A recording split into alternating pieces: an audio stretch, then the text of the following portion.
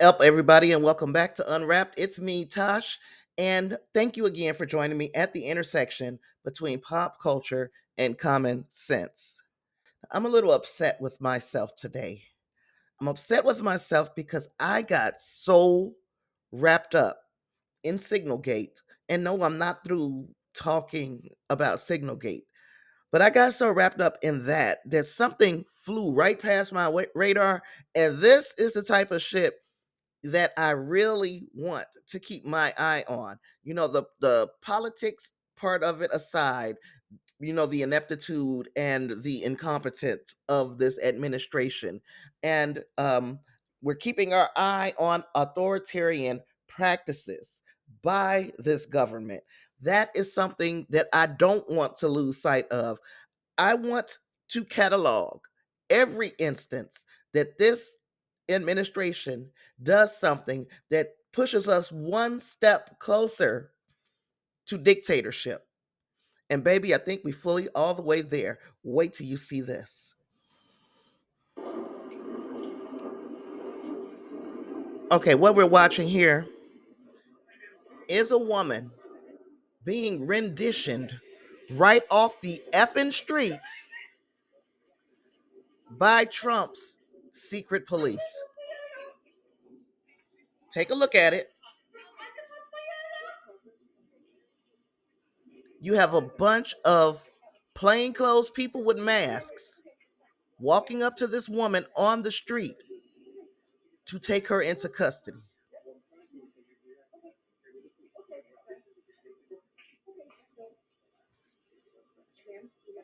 What do you think you would do if you saw this?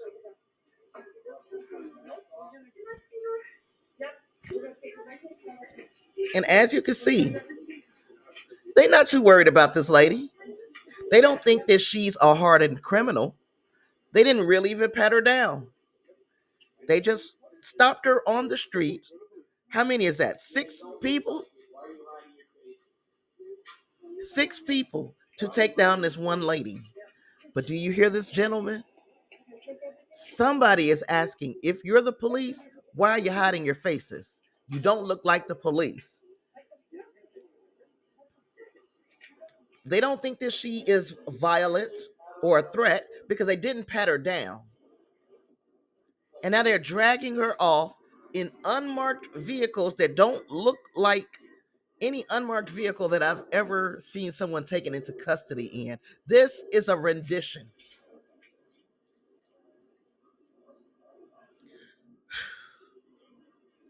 I'm so freaking. The guy is still asking what's going on.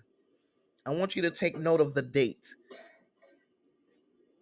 March 25th, 2025. So basically, while I was watching Signalgate, this is happening.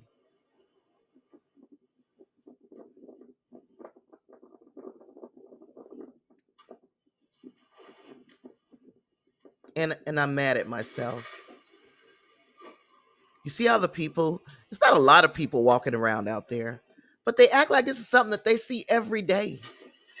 The lady being detained is named Rumisa Ozturk, and she attended Tufts University. So this is all according to New York Times, an article.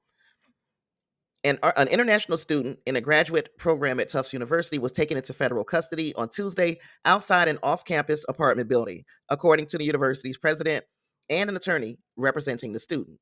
The student, Rumisa Ozturk, a Turkish citizen, had a valid student visa as a doctoral student at Tufts, according to a statement from her lawyer, Masa Kanbabai. Miss Ozturk, who is Muslim, was heading out to break her Ramadan fast with friends Tuesday night when she was detained by agents from the Department of Homeland Security. We are unaware of her whereabouts and have not been able to contact her. It just breaks my fucking heart. No charges have been filed against Ramisa to date that we are aware of. A statement attributed to a senior spokesman for Homeland Security claimed on Wednesday that Ms. Ozturk had engaged in activities in support of Hamas, considered grounds for visa issuance to be terminated. Records from Immigration and Customs Enforcement showed that a person with Miss Ozturk's name was being held in a Louisiana detention center on Wednesday. Late on Tuesday, Judge Indira Talwani of the Federal District Court in Massachusetts had ordered the government not to move Miss Ozturk out of the state without advance written notice to the court. It was not immediately clear on Wednesday whether the government had provided written notice of her removal from Massachusetts. Ms. Ozturk filed a court petition asking a judge to determine whether her detention was lawful, and it named its respondents Patricia Hyde, the acting director of the ICE field office in Boston, and other agency officials. On Tuesday night, the president of Tufts, Sunil Kumar, wrote in an email to the university community that administrators had no prior knowledge of the plan to detain the student and that they did not share any information with federal authorities ahead of time. We realize that tonight's news will be distressing to some members of our community, particularly the members of our international community, Mr. Kumar wrote. Ms. Ozturk was listed as one of several authors. This is where we get to the crime. Ms. Ozturk was listed as one of several authors of an opinion essay published last March in the Tufts student newspaper. Let me pause.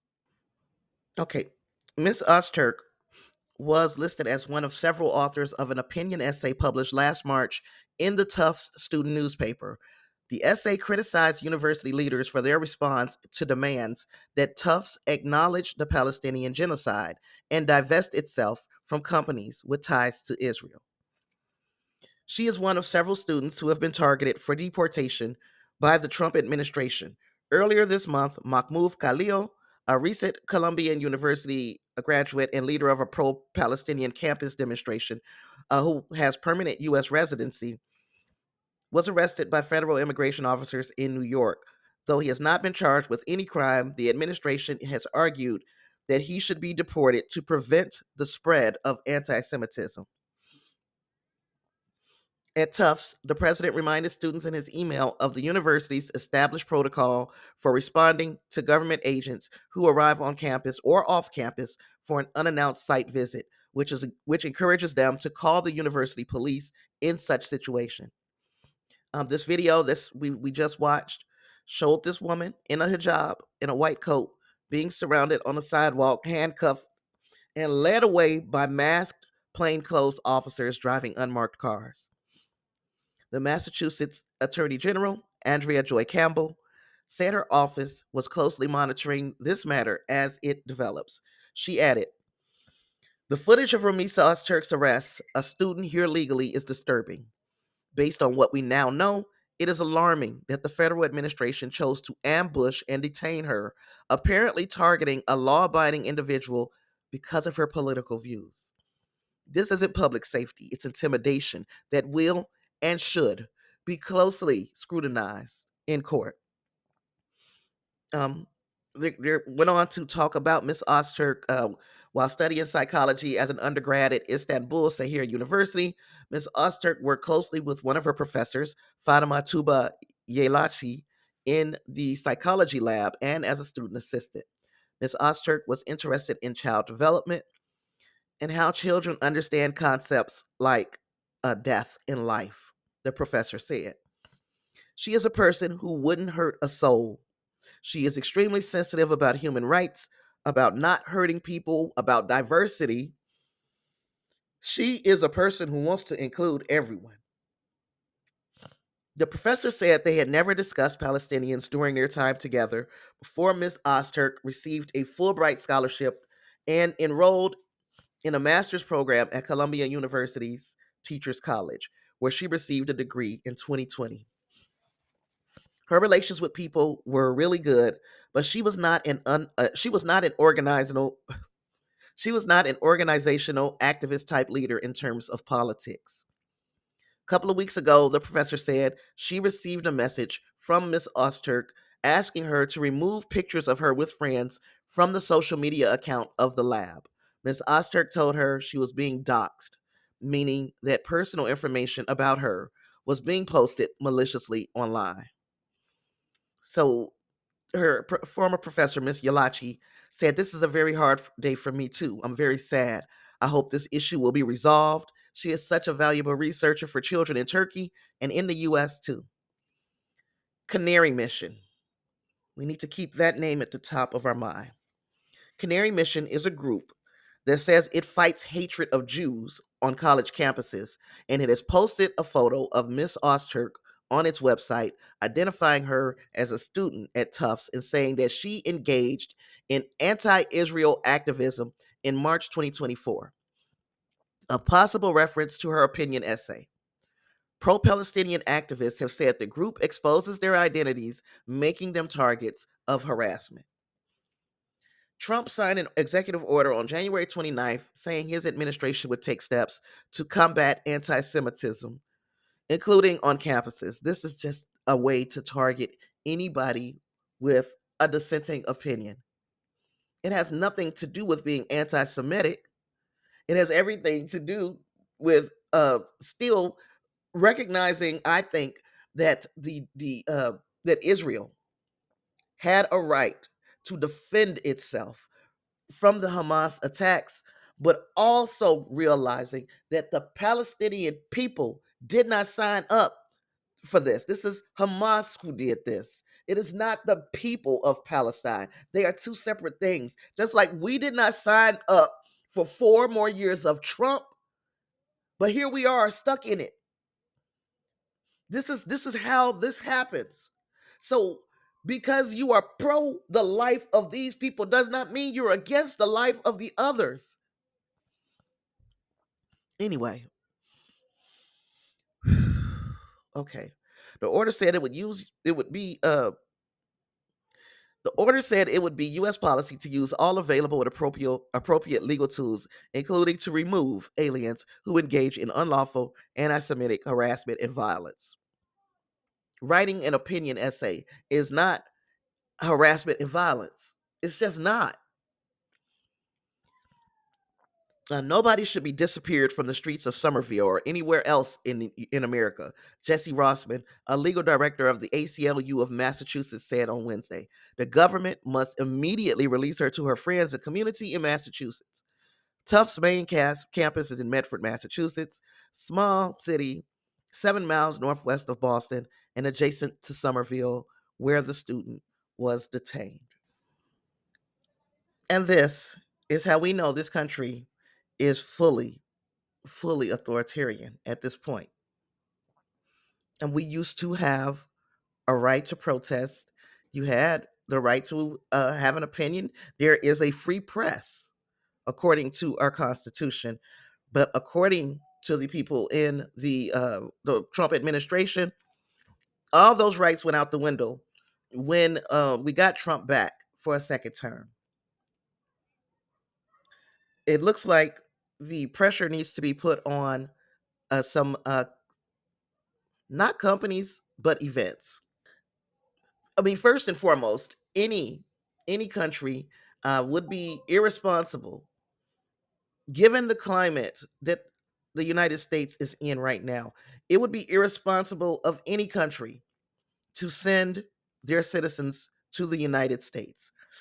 That is students. That is people that are coming over here for conferences, for medical or anything like that, and that should also include athletes. So I think that we need to begin a letter writing campaign to the Olympics Committee. We need to encourage the Olympics Committee to change the venue of the 2028 Olympics due to the danger that this country presents to the international athletes. Even before that, we need to encourage the World Cup to change its venues for 2026, to skip the legs of the World Cup that are in the United States.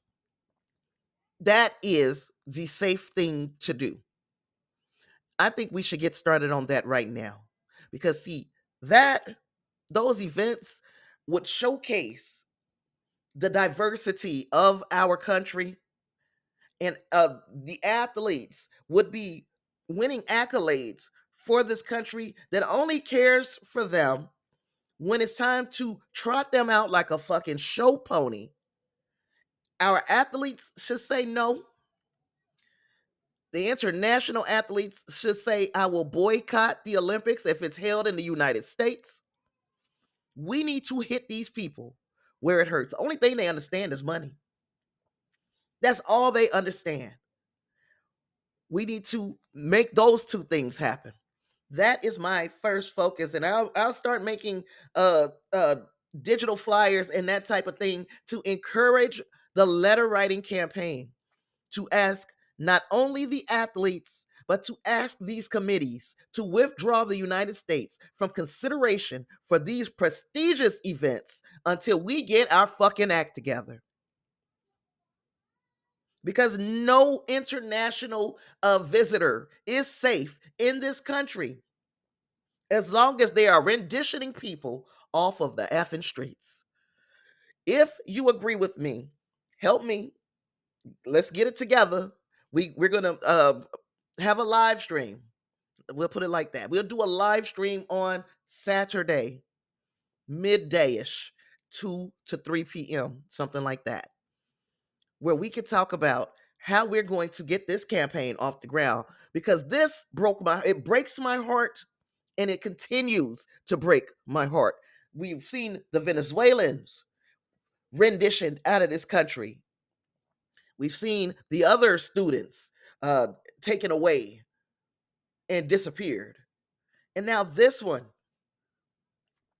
for some reason, you know, this one really hurt me. And I guess it's because I could see it. Yeah. So, look, I don't have anything else, and I'm not going to stay on here all night. We need to think about how we going to hit them pockets. It can't just be the Olympics and the World Cup, because we're waiting 2 years to hit those pockets, or at least a year, waiting a year or two to hit the pockets. We want some stuff to happen to their pockets a little bit sooner than that. We will have to strongly consider striking and shutting the country down, maybe incrementally, maybe like a wave across the country. We got to think of something, but we can't let people get pulled off the streets, because this day it's Ramisa, and tomorrow it's me or you. All right, y'all. I thank you for joining me today. Of course, I shared info. I don't spill tea, because you deserve so much more than just tea. See you in the next one.